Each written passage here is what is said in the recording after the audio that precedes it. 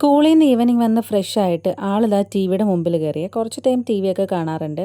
പിന്നെ ഞാൻ എന്താ ബുക്സൊക്കെ എടുത്ത് നോക്കുകയാണ് എന്തൊക്കെ പഠിപ്പിച്ചു എന്നുള്ളത്. കാരണം കുറേ വർക്ക്സും കാര്യങ്ങളൊക്കെ തരാറുണ്ട് കേട്ടോ. അപ്പോൾ ദാ ഈ ബുക്ക് വെച്ചിരിക്കുന്ന രീതി കേട്ടോ ഞാൻ ചോദിച്ചുകൊണ്ടിരിക്കുന്നത്.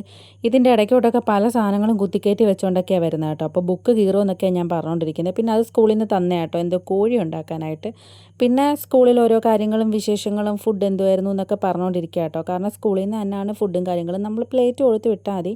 പിന്നെ ദാ ഇതുപോലൊരു നോട്ടീസ് കൊണ്ടുവന്നിട്ടുണ്ടായിരുന്നു. ഏതോ ഒരു ബുക്ക് സ്റ്റാളിൻ്റെയോ മറ്റോ ആണെന്ന് തോന്നുന്നു. എന്തോ ഓഫറോ കാര്യങ്ങളൊക്കെ അതിനകത്ത് പറഞ്ഞിട്ടുണ്ടായിരുന്നു. വേണ്ടത് ടിക്കറ്റ് കുറഞ്ഞ പൈസയ്ക്ക് നമുക്ക് കിട്ടും കേട്ടോ.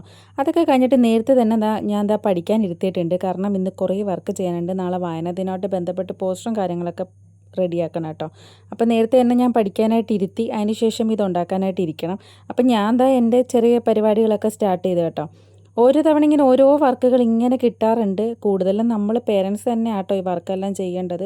അവർക്കല്ലാതെ ഇതൊന്നും ചെയ്യാൻ അറിയത്തില്ലല്ലോ. അപ്പം ഞാൻ ഒരു ബോർഡൊക്കെ എടുത്ത് ഇതുപോലൊക്കെ സെറ്റ് ചെയ്തിട്ടുണ്ട് കേട്ടോ. യൂട്യൂബിൽ നിന്ന് 1-2 മോഡൽസൊക്കെ എടുത്തിട്ട് ഞാൻ എൻ്റേതായ ഐഡിയയിൽ അതൊക്കെ മിക്സ് ചെയ്താട്ടോ ചെയ്തിട്ടുള്ളത്. മൈത്രിമോള് ഫസ്റ്റ് സ്റ്റാൻഡേർഡിലാണ് പഠിക്കുന്നത്.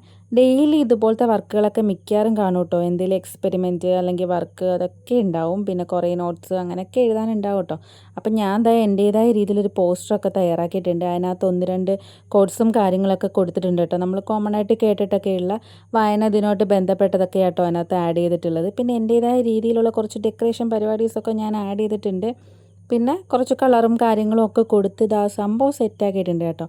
ഇനി നാളെ ഇതുപോലെ തന്നെ അവിടെ എത്തിയാൽ മതിയായിരുന്നു. കാരണം ബാഗ് വെച്ച് അലമ്പാക്കി കുളമാക്കുമെന്ന എൻ്റെ പേടി. എന്തായാലും സേഫായിട്ട് അവിടെ എത്തിയാൽ മതിയായിരുന്നു കേട്ടോ. ഞാൻ പിന്നെ ഇതിനകത്തൊരു തൂക്കിയിടാനുള്ളൊരു കെട്ട് പോലൊക്കെ സംഭവം സെറ്റ് ചെയ്തിട്ടുണ്ടായിരുന്നു. അത് പിന്നീട് ആട്ടോ സെറ്റ് ചെയ്ത്. പിന്നെ അത് ആ മൈത്രമോളെ പിടിച്ചിരുത്തിയിട്ടുണ്ട്. ഇതെന്തൊക്കെയാണെന്ന് ചോദിച്ചിട്ട് ആൾക്ക് പ്രത്യേകിച്ച് ഐഡിയയും കാര്യങ്ങളൊന്നും ഇല്ല. പക്ഷേ നാളെ വായന ദിനാന്നൊക്കെയുള്ള ഡീറ്റെയിൽസും കാര്യങ്ങളൊക്കെ ഞാൻ എന്തായാലും പറഞ്ഞ് പഠിപ്പിച്ച് കൊടുത്തിട്ടുണ്ട് കേട്ടോ.